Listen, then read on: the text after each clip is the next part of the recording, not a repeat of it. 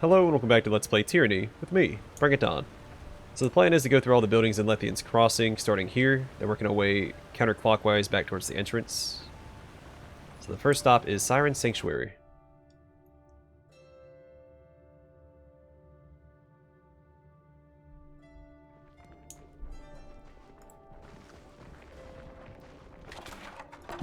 I got it. Got some fruit for Lantry. Oh.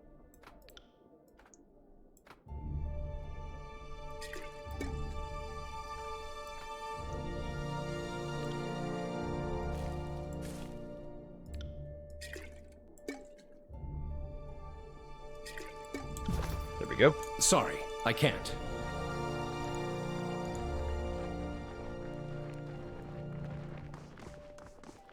Quiet down. Sorry, I Alright, can't. let's talk to Siren. A young woman stands here, surrounded by a group of villagers. She speaks to them in soft, dulcet tones, holding them hypnotized with her hand motions. She wears an ornate headdress that surrounds her face, its forehead inset with an enormous red gem. The headdress flashes as she speaks, and you're unable to tell if it's a trick of the light, or if the gem is actually glowing. She's swept up in her oration, and seems completely unaware you've arrived. It takes a few moments before you realize she was also in the Scarlet Chorus camp in Vendrian's Well. Was she? I remember seeing her there. As she opens her eyes and looks at you over the heads of the people gathered before her. Greetings, worm. Her voice takes you off guard. It is bare of any inflection, yet full of beautiful music. If you didn't know better, you guess that she is actively suppressing or modulating her vocal tone. So Siren is the Archon of Song, and the youngest Archon sent to conquer the Tears. Young and inexperienced, Siren is sworn to the voices of Nerat, who uses her powers of charm and manipulation to swell the ranks of the Scarlet Chorus with volunteers. You look familiar. Have we met? You don't know me, little worm? I am Siren, and my allies have the pleasure of calling me the Archon of Song. You hear the distant peal of a bell in her laugh. She stops and regards you for a moment before continuing. To what do I owe this incredible honor, Fatebinder? Is Tunon throwing another one of his tantrums, threatening everyone if they don't find me? I'd say it's annoying, but don't you think it's kind of flattering to have everyone wanting me so desperately? Kyros, the voices of Nerat, Tunon, you? She winks. I should leave. You will do no such thing. Oh, okay. She makes a commanding gesture that halts your step. Her mouth opens in a perfect O shape, and the sound that pours out is captivating, entrancing. It dampens the ambient bustle of the hall until it seems that nothing exists but her voice. In the corner of your eye, you see Verse cup her hands to her ears, turning her head away from Siren. Or Siren, I think is how she pronounced it. Remove my helmet. The ruby headpiece on her brow flashes, as if in warning. What are you trying to do to me? Really? Nothing at all? What a disappointment. Not to mention a colossal waste of effort on my part. Probably spreading myself too thin trying to keep them all under my thrall. She indicates the people surrounding her. I hoped you would assist me in a delicate matter, but it appears you're no use to me at all. Keeping up the act can be a bit tiring at times. I've been the songbird for so long, I've forgotten how to be anything else.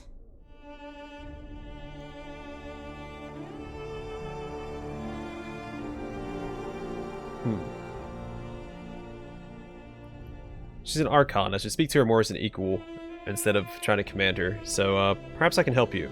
Come with me. Someone with your power could use some help directing it. Why on earth would you want that? I can't imagine you're doing it out of the goodness of your heart. Oh, Tunon must have had a hand in this. Or Nerat. Maybe I'd rather stay here where people won't insist on ordering me around all the time. Although, you did activate one of the spires, so your power is something I could learn from, and you are right. I'm certainly not going to make any significant advances staying here with a bunch of nobodies worshipping me. Watching you in action could give me the edge I need to unlock a spire of my own. Fine. I will allow you the glorious gift of my presence in your party. Alright, add Siren to your party. Come with me, Siren. Well then, let's go. If you're gonna teach me the wonders of the world, it's not gonna happen here. Alright, I'm not going to bring her with me yet. We'll speak to her back at the Spire On when it. we're done here in Lethian's Crossing.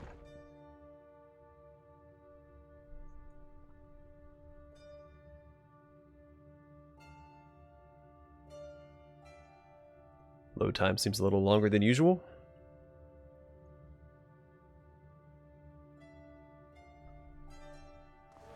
I was getting concerned. I thought maybe the game was going to crash.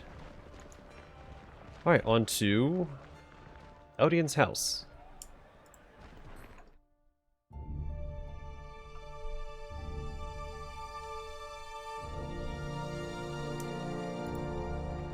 Well met, Fatebinder, and welcome to Lethian's Crossing. Well, thank you. So 3 more potions. I will give those, I guess, to my main character. And let's see, some meat, fish.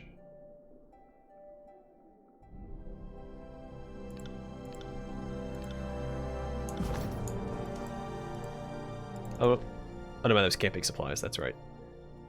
The sunburnt man dips his head in greeting. An outsider never arrives alone. At least that is what my mother always said. Seems she knew what she was talking about. He nods thoughtfully at his own words. I'm Eldian. Welcome to Lethian's Crossing. Well, if it isn't Tunan's Fatebinder. And welcome back to the Crossing. Haven't seen you around here since you put the disfavored in charge of everything. Eldian looks you over.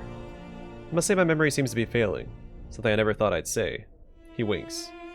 The way people talk about how you came through and drove the Brotherhood out of town. You should be 10 feet tall and shooting lightning from your eyes. I seem to remember you being a little more human. Can't always tell the content of a pie from its crust though, can you? Thankfully, the disfavored haven't been too bad. At least you didn't choose the Scarlet Chorus to be our overlords. But enough of my prattling. You didn't come here for a history lesson, or to get my opinion of your grandeur. He waves his hand dismissively at his previous comments. The Adjudicator sent you for the Archon of Song, I assume. What can this old fool do for you?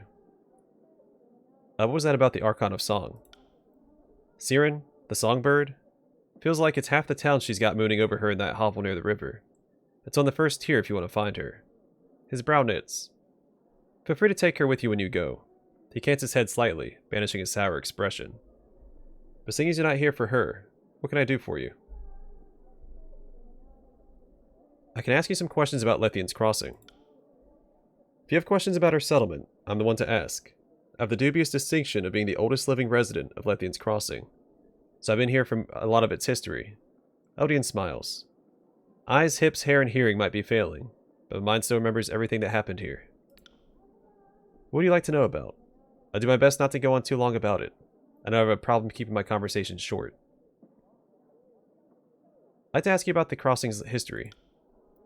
If you have questions about the goings-on in the Crossing, I'm the one to ask.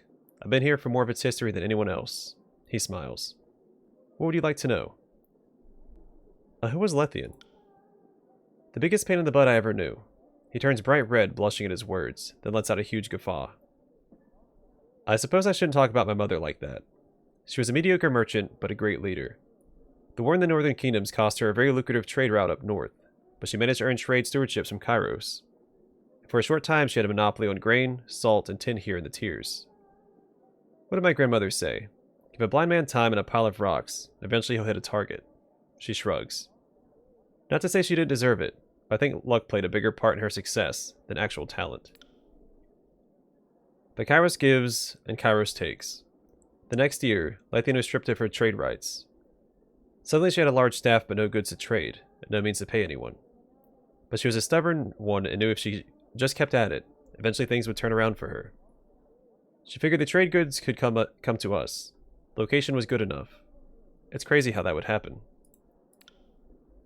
So she decided to concentrate on making an existing local settlement into the center of commerce for the tiers, and by the claws of a beast, she did just that.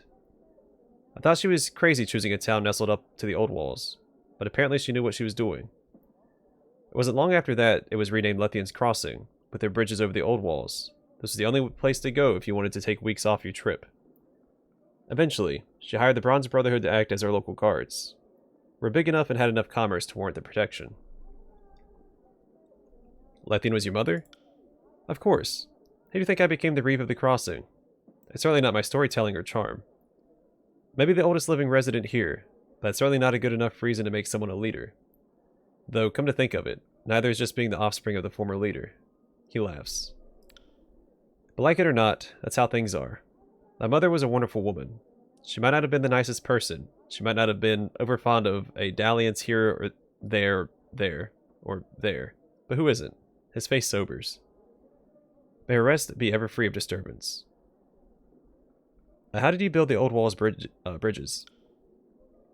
Lethian was the mastermind of that. She could tie a knot with one hand, one string. I remember watching her draw systems of ropes and knots in the sand, telling me what they would do when built. I thought she was crazy. So she got the idea for the bridges from seeing galleys pulled out of the water into dock. Apparently the hardest part was getting the initial climbing team to brave the old walls and set the first ties. But apparently you can pay a man enough rings for him to overcome his fear of old wall's predators.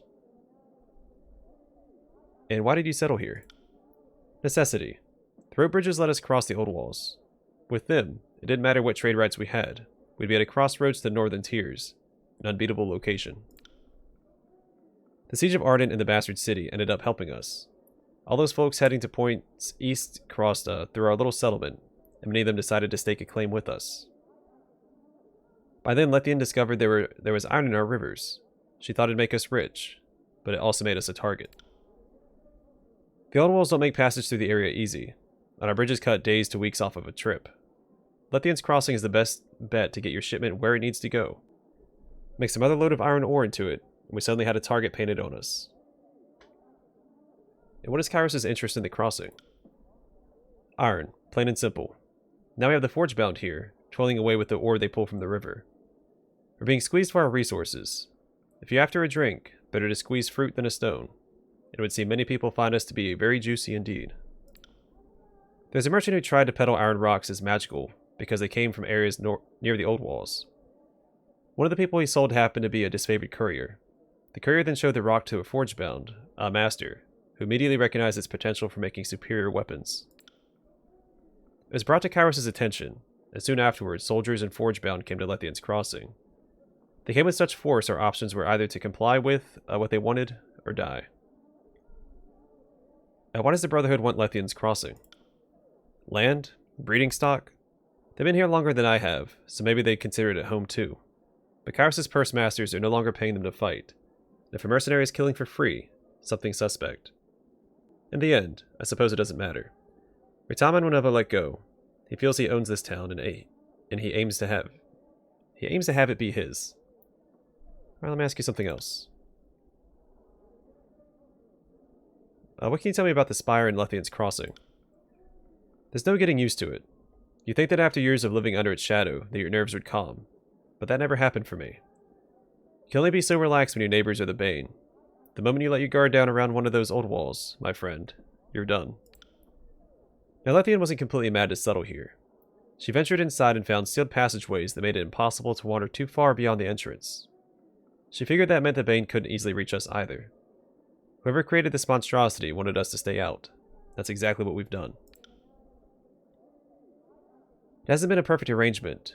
There have been incidents. He grimaces at the recollection. But for the most part, the Bane don't venture out so long as you don't venture in. We just have to stay vigilant every day. Can I enter the old walls? Must you enter? Surely there's another... He stops himself, adopting a less confrontational tone. Nobody will stop you, Fatebinder, if that's what you mean. If you have business inside, I can only assume it must be an important matter. The old walls are unpredictable, plain and simple. The Bane may leave you to be today, but I'm not the sort to gamble when it comes to those abominations. Tell me your thoughts on the Bronze Brotherhood. They were here since the crossing was founded. Lethian herself hired them to protect this settlement when it was just getting started, a fledgling town in the shadow of the old walls. They did such a good job, she kept them on as our peacekeepers, and that's how things went. At least until you decided to oust them and put someone else in their place. Can't say I wouldn't have done the same, truth be told. Taking pay away from two employers is always going to end badly, if you can't make both of them happy. On top of that, it seems lately that Ritaman is traveling a path no one can see, and I don't want to see what's at the end of it. So the Bronze Brotherhood were the original protectors of Lethian's crossing, but they passed control to Kyros' forces and stayed as retainers. Over time, they proved too disorganized to keep the peace. He handed the settlement over to the disfavored, trusting in their discipline to maintain order. The Brotherhood of Mercenaries consider this a slight on their lawful claim. Now tell me what you think about the disfavored. Strict curfews, frequent searches, and no forgiveness for missed iron and grain quotas. That's the ill of it. But the sentries keep constant vigil and treat us with respect. Politeness even. Most of them call me Elder and bow. If someone's going fishing in your pocket and taking your crops, may as well be kind about it. The disfavored are committed to honor and dignity in all dealings. Well, that makes me feel a lot better about putting the disfavored in charge of Lethian's Crossing. I assume that their racism and prejudice would come to the fore, but it seems they're still being courteous, so that's good. That's so. I've seen the disfavored impale a man for insulting your precious graven ash. I've seen them hang prisoners for eating rats when their food ran low. At least the Scarlet Course doesn't have any delusion about cruelty. We do it because it's fun. Honor goes both ways, you balding witch. Those who flaunt the offerings of Kyros' peace find no solace in the Legion. It's definitely not the situation I would have chosen, but things can always be worse. The water might be up to your knees, but it could also be up to your nose, is what my grandmother would tell me. What of the Earthshaker mages? A few have passed through the crossing in recent times, all headed south to the Stone Sea. At least that's the word of it. The mages didn't stay for long. He gestures to the massive stone facade of the old walls. I'm glad they kept on traveling. If some madman cast a spell that cracked the foundation of the old walls, praise Kyros it hasn't happened. What of the Forgebound? They toil away in their forge houses, day in, night out. Kyros' forces keep them well guarded, since they know how to work binding ore into weapons harder than stone or bronze. I've delivered food and kindling to the forge houses, but never had much contact with the artists and mages. Let me ask you something else. How have your interactions with the Scarlet Course been? Can't say I have a strong opinion one way or the other, really. They didn't seem to care much about leaving the settlement behind. Once a decision was made to let the disfavored have control, they left and haven't seen much of them since.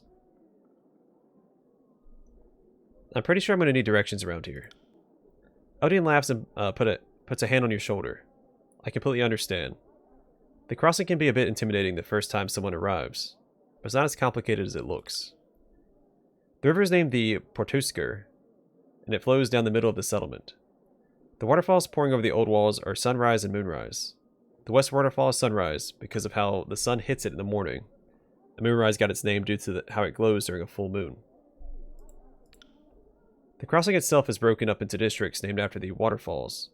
The west side of the river is the Sunrise District, and the east side of the river is the Moonrise District. The different levels of Lethian's Crossing don't really have names, but most people refer to them as the tiers. My home is considered part of the ground tier. The forge is on the first tier, both in the Moonrise District. Other questions? And I'll be on my way. Cool. Well, we got a history lesson on Lethian's Crossing. I also assume Lethian was a man, but I guess how land ownership works in the tiers, it would be a woman, because only they can own land and men can own ships. Alright, where to next? Siren Sanctuary, Odian's house. I guess the forge would be next.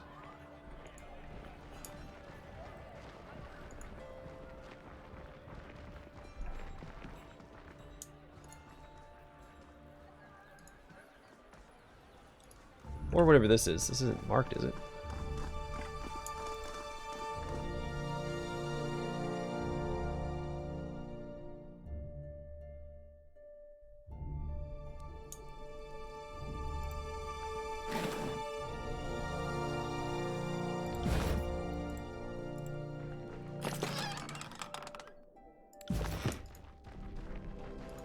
Phaedra and Dea. A bright-faced woman greets you as you approach. Welcome to Lethian's Crossing, Wanderer. My name is Phaedra. This is my beautiful wife, Dea. She indicates a stone-faced blonde woman standing next to her, who holds up her hand in a quick greeting. What brings you to town? Is there anything I can help you with? How do you feel about the disfavored? I don't have an issue with them. The curfew may be a bit strict, and it gets hard to keep track of every rule they invent, all the regulations they've enacted. Otherwise, they've left us alone to live our lives. Anything is better than having the Brotherhood, Dea exclaims. Give me 100 rules for every Brotherhood member driven from this town. What can you tell me about Lethian's Crossing? I lived here most of my life, but honestly, I'm not sure there's much to say. She looks contemplative. We're a center for trade and a waypoint for travelers. The walls are a little scary, but you get used to them over time. She looks at Dea. What about you, dear? Dea shrugs, her expression never changing. What is there to say? The town is alright. Living under the thumb of an occupying force makes it hard to truly relax. Phaedra puts her hand on Dea's shoulder, and Dea sighs. Sorry couldn't be more help. Phaedra shrugs sheepishly. It's hard to say. Phaedra shrugs sheepishly. So many SH sounds. You haven't always lived here? Several years before Kyros' invasion, I moved away from Lethian's Crossing. Being the granddaughter of Lethian came with a responsibility I wasn't ready for. I met Dea in the Bastard City, and decided to stay for a while. We were living in the Bastard City when we heard about Kyros' forces moving to the Tiers. So we took that as our motivation to move. She laughs. I think we got out of there just at the right time. We traveled a bit with a couple of caravans, but nothing really seemed like home until I returned to Lethian's Crossing. Never realized how much you can miss a place until you've been away for a while. She wraps her arms around Dea and squeezes. But I could live anywhere, as long as this one was with me. It's true that trade hasn't been as vibrant here recently, but I'm sure it's simply a temporary setback. The merchants will sing and dance for you, trying to convince you their suppliers are unaffected, but everyone is feeling it. I have faith the world will set itself right soon enough. People call me a fool, but I don't see the benefit of bemoaning your fate. You take what life hands you, and you make it work. You're Lethian's granddaughter. One of many, I suspect. I'm the only one anyone knows about. And before you ask, no, Eldian is not my father. Maybe you haven't heard, but my grandmother wasn't exactly the settling down type. Well, thank you for your time. Anytime, traveler, Phaedra says happily. If you need anything else, just let me know. Hello, traveler. Alright, so I can't speak to Dea separately. Good to know. Now to the forge.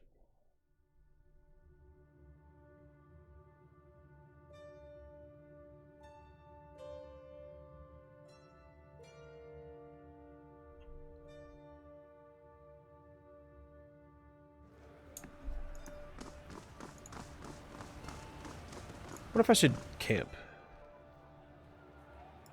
Let's go do that, since there's a bunch of camping supplies laying around that I can pick up.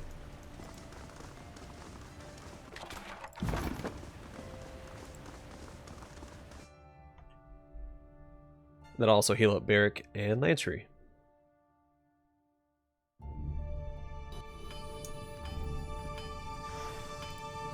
These worn iron weapons look as if they've been recently repaired and they are being ready to be shipped back out. It's hot, don't touch it. Okay.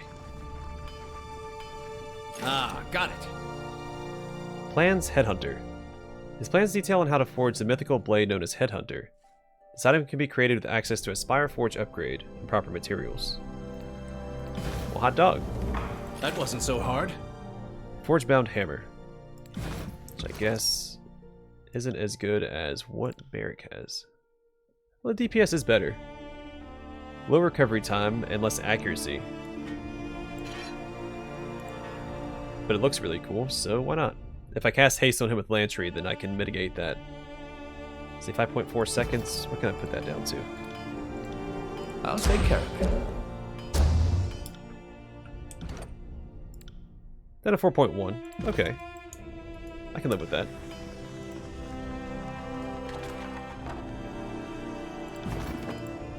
This armor is newly made by the Forgebound. It's still warm to the touch. Eulantis, Master of Casting. Eulantis surveys the room with an air of superiority. He addresses you without making eye contact. Is there something you want? Forgebound supply cache is now unlocked on the world map. Eulantis catches the stare of Lahara, who beams at him expecting something to occur. Eulantis sighs dejectedly before turning his attention back to you with a strange smile. Forgive me, Fatebinder. Lahara instructed me to reward you for your aid during the conquest. The conscripted beastmen helped us forge countless iron materials, and in return, I am to show you the location of a supply cache. Eulantis takes your map into his hands and circles a small clearing in Haven. The production of iron arms and armor in Lethian's crossing needed to increase, and as governor, the decision of how to handle it fell to you. You allowed the Scarlet Chorus to conscript beastmen to the task of hauling iron ore. Some felt that exposing beasts to the secret of iron forging went against tradition, but you're willing to accept the risk. Is there a problem? His eyes carefully watch Lahara as he answers you. Yes, but these are forge-bound matters. Nothing that concerns the High Court of Tunon, I can assure you. What do you do here in the forge? I keep things running smoothly. Upkeep mostly. He smiles coyly. I'm also second in command to Lahara, so in case anything ever happens to her, I'm here to take charge. I got it. Alright, let's check around real quick, make sure there's no hidden stashes. Should probably Stepping lightly. go into scout mode. Does it actually tell you how much scout mode increases your... Oh, where's it at? Subterfuge? Does not. Hi, Lahara, Master of Tempering. A muscular woman stands upright from her forge and turns to look at you, the light of the fire playing across her face, making her eyes dance dangerously. A toothy smile breaks across her face, the only bright spot on her soot-stained face. Do you coat with your left hand or your right? She rubs blackened palms together, eyeing you expectantly. Normally, I can tell at a glance, but you're a little harder to read. I guess, yeah, right. Noted. She clears her throat and wipes her blackened hands on the canvas of her smock. I'm Lahara, Master of Tempering, and Forge Master of Lethian's Crossing. My tasks exceed the hours left in the day, but there's no harm in pausing my work if it means speaking with the Fatebinder. How may I be of assistance? I'd like to talk to you about Barrick. What about him? Why did you bring us here, Fatebinder?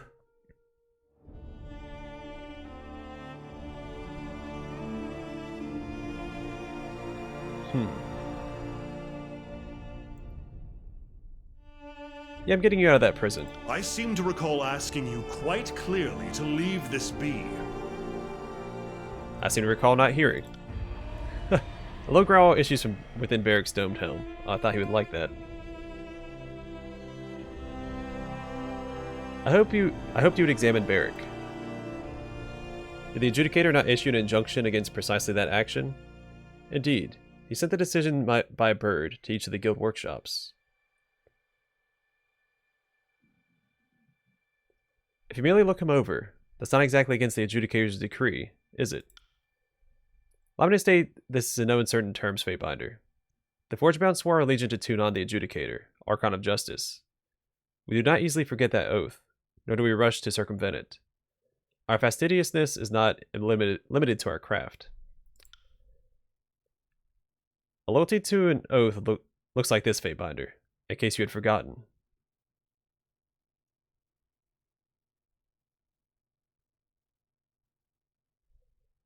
I don't suppose that you know... Lost my train of thought. I don't suppose that you know any skilled smiths who lack your ironclad sense of loyalty. Behind the obscurity of his helm, you can hear Barrick grinding his teeth. You ask me to be an accomplice to your crime? There may be an individual who can help you. Rumor has it that there's a smith of some manor in the Stone Sea. By all rights, she should have been killed, so I assume that she's worked out a deal with that glowing green bastard, Nirat. I cannot provide you with a name, but you might ask around Halfgate if you have the misfortune of being in that area. I appreciate it, Lahara. Goodbye, Fatebinder. As far as I'm concerned, this conversation never occurred. You've returned. Lahara turns to face you, her body covered head to toe in charred hues, chest rising and falling under the strain of labored breathing. There's always more demand for iron than there is time in the day. She removes a set of heavy canvas gloves and balls her fists, the joints of her fingers crackling in unison. Why do you want to know if I kill with my right hand or left hand? The gauntlet is the hardest piece of the panoply, and the most rewarding to work. So many scales of so many different sizes. And then there's the rivets.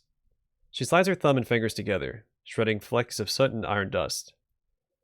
Imagine you see a lot of battle in your line of work. One gauntlet is invariably going to wear out before the other. My mind is always thinking on what will need repairs first. It's as simple as that. Tell me about Lethian's crossing.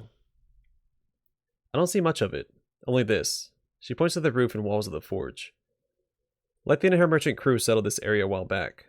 The brave fools built bridges over the old walls and made themselves a crossroads trading post. Real pioneer spirit stuff. The whole place might have been ignored by Kyros' forces, except somebody discovered there's iron everywhere. Can wash your clothes in the river without coming out rust-tinged. So the iron made Lethian's crossing important enough for Kyros to want it for himself. It made good sense to move some of us forge-bound here to Lethian's crossing. Easier to put us near the iron instead of shipping it over mountains. This is a crossroads. We can resupply our allies faster than ever from our new workshop. Tell me about the forge-bound. For centuries, my guild has sought the union of magical and manual perfection. While others concern themselves with the arcane for the sake of inordinate power, we study it to overcome the traditional limits of our arts and crafts. The forge is our dominant concentration of study, but not all forge-bound work metal. Some are weavers, carpenters, and one of our odder members fancies himself a chef. The wise and mighty Kyros has been kind to our guild. He offered to put our weapons and armor in the hands of those who would change the world. A broad smile overcomes her face, and he has been true to his word. Forge-bound iron has trampled the tears, and all that oppose Kyros' forces rest their heads on forge-bound spears. What can you tell me about the forge-bound master? Zidania is the best leader I have had the pleasure of working under. She guides the forge-bound with a steady yet stern hand, guaranteeing all of our work is of the utmost quality and peerless in every regard. I'm Zidania's second, which is why I am the forge master for Lethian's crossing. She points at Eulantis. He is my second, should anything happen to me. I haven't worked with him long, so I don't know much about him or the true long-lasting quality of his work. But he was appointed by Zidania, so he must be good at what he does. Can you make me something magical? No. She smiles and shakes her head. But almost everyone asks. Relics of arcane power must grow into themselves. They are never made from nothing. She points her finger in the air and smiles.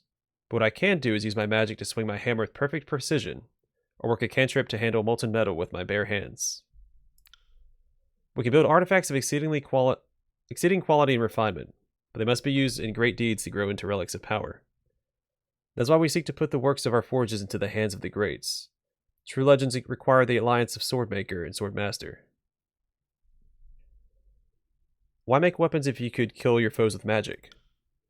Why walk if you could pay porters to carry you? She shakes her head with a huff. We have ways to protect ourselves from those who would abuse us, but we study the arcane for purposes of building, not destroying. Leave that to others. They can take our implements and use them to sow chaos if they choose. I'd rather take chaos and force order on it. How exactly does your magic help you make things?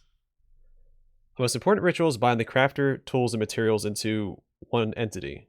She cracks a nervous smile. Close enough. In my own work, the forge bind draws the whole of my senses to the edge of the blade I'm tempering. I can see the tiniest notch, or touch my finger to the blade, and feel the razor's sharpness without breaking my skin. Such perfect execution of art has its cost, of course. Once heart and lungs become linked to flame and hammer, a dropped hammer could lead to a stopped heart. Most of our members die in the throes of their work, killed by distraction or simple error. She blushes. We lose a lot of apprentices. Let's speak of something else. Tell me about the disfavored. The disfavored have treated us as honored guests. We're given privacy, autonomy, food, and protection. In return, we give them the best iron in the tiers, and they put it to use. She shrugs. A favorable arrangement.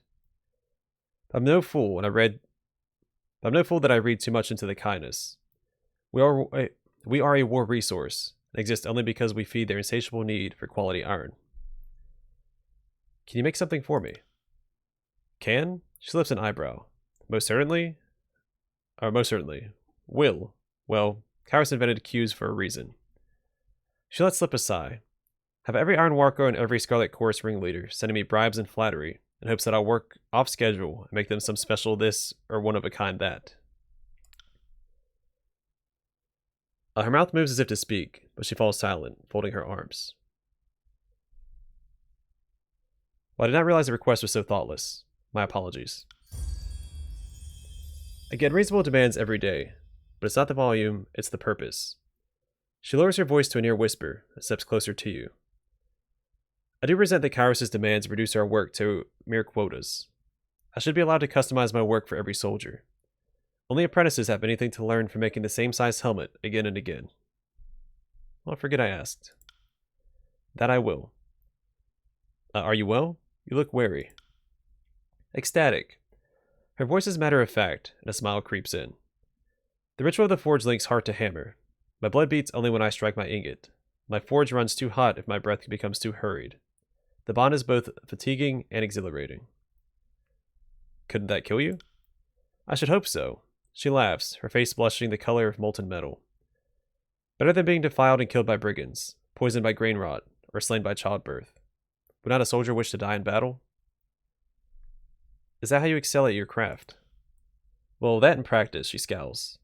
But yes, the rituals link the senses to the materials, and the body to the tools. My hand becomes a joint, the hammer the true end of my arm. I feel the heat of the forge as if it were the weather of the room. Under such circumstances, true focus can emerge. Fascinating. Let's speak of other matters. How have the disfavored fared with the weapons we sent them? Lahara shrugs. Very well, I would assume. The disfavored know how to handle their weapons, and they were made by the forge-bound, so they're high quality, will never fail them as long as they take care of them. I don't normally track where my weapons go, or what is done with them. I finish one job and start the next. When disfavored and Scarlet Chorus officers appealed to you for access to iron weapons, you granted a sword to the disfavored officer, trusting in the elite legion to use the iron responsibly. Remember the favor done in their name. I must be going. So I still have a lot of fear with Barrack now. Not super happy about that. Where's it at?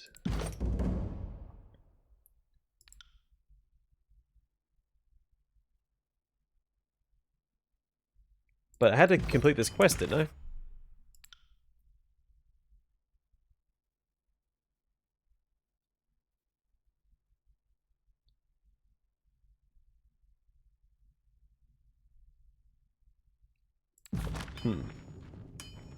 Well, so be it, I guess.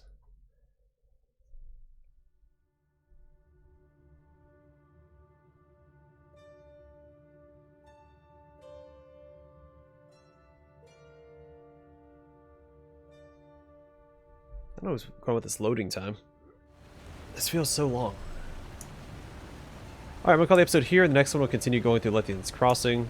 We still have plenty of buildings to go inside of. Some of them aren't marked, so I have to pay a little more attention than I was planning on doing.